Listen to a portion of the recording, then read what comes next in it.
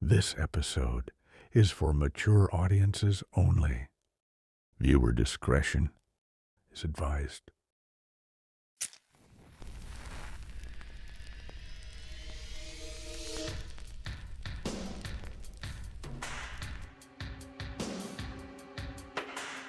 Welcome to the Themidnightburn.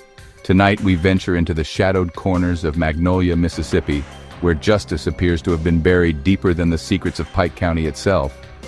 In a story that reads like a nightmare wrapped in bureaucratic silence, we'll explore the tragic case of 2-year-old Carson Morgan, a case that allegedly exposes a web of negligence, cover-up, and institutional failure that would make even the most seasoned investigators question what they thought they knew about small-town justice. What you're about to hear is based on documented evidence and eyewitness accounts, though we must emphasize, these are allegations. The evidence, however, points towards something far more sinister than a simple tragedy. Something that makes you wonder, when the dice of justice are cast, who's really controlling how they land. November 18th, 2018. The autumn air in Magnolia, Mississippi carried the scent of dying leaves and broken promises.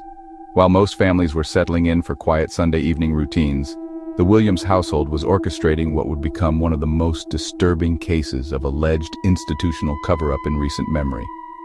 Jacendrick Williams and his wife, Armetra, had made a decision that would haunt them forever.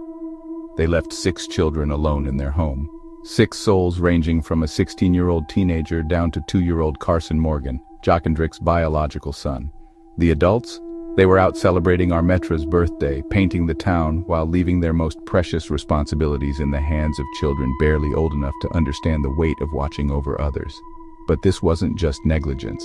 This was the first domino in a chain of events that would allegedly expose the rotten core of Pike County's justice system. Around 11 p.m., as the night grew darker and more foreboding, Jacendrick and Armetra were pulled over by law enforcement. Here's where the story takes its first sinister turn.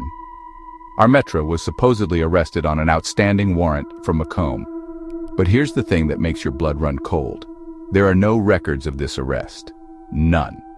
The Pike County Sheriff's Office inmate logs show no trace of Armetra Williams being booked that night. No mugshots, no booking numbers, no paper trail. It's as if this alleged arrest happened in a parallel universe where accountability doesn't exist.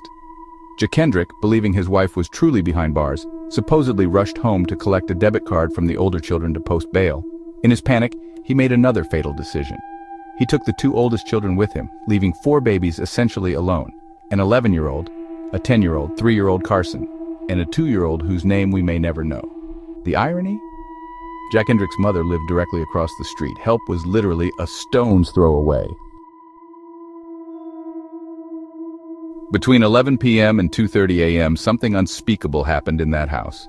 Something so brutal, so incomprehensible that it challenges everything we think we know about childhood innocence. According to testimony and evidence, 2-year-old Carson Morgan was beaten, burned, and sodomized with a broom handle. The alleged perpetrator? His 11-year-old brother. But here's what makes this case even more chilling. The 11-year-old had allegedly been researching online how to silence a baby. This wasn't a moment of childish rage. This was premeditated. This was planned. This was a child's mind twisted by circumstances we can only imagine. At 2:30 a.m., AAA ambulance services received a call, but by then it was far too late for Carson Morgan. When Armetra was supposedly bailed out, remember, from a jail that has no record of her ever being there, she asked Jacendrick to run an unspecified errand. He never checked on the children, never looked in on Carson, never verified that his biological son was safe. Armetra entered the house with her 2 oldest children and discovered a scene that would haunt anyone's nightmares.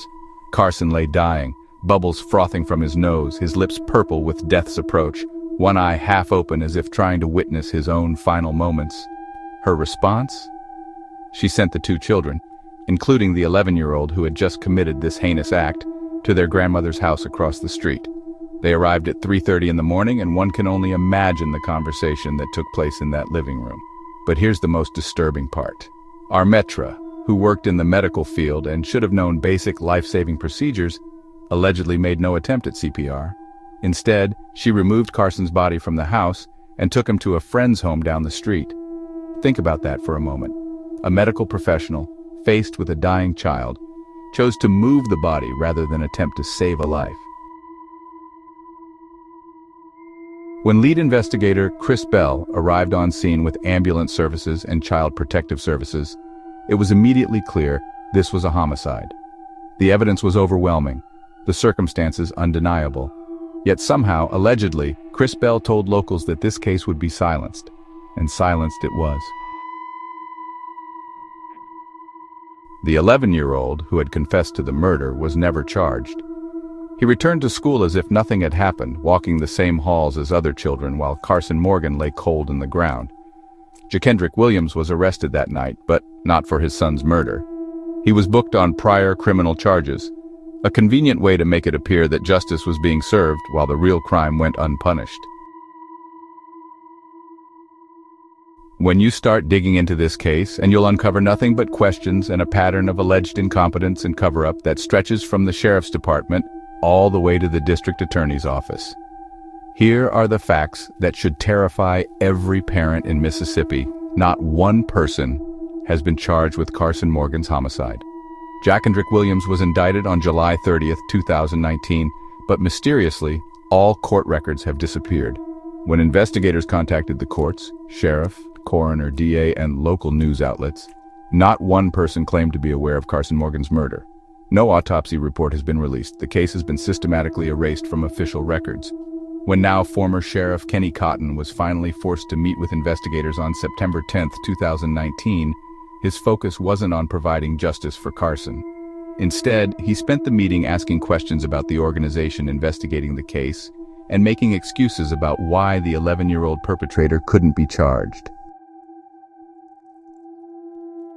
So we're left with haunting questions that echo through the piney woods of Mississippi.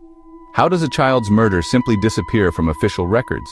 How does an entire justice system claim ignorance about a homicide that involved multiple agencies? How does an 11-year-old who confessed to murder, who researched methods to silence a baby, continue to be with other kids freely and absolutely no one questions it? And perhaps most importantly, if this can happen in Pike County, Mississippi, where else is it happening?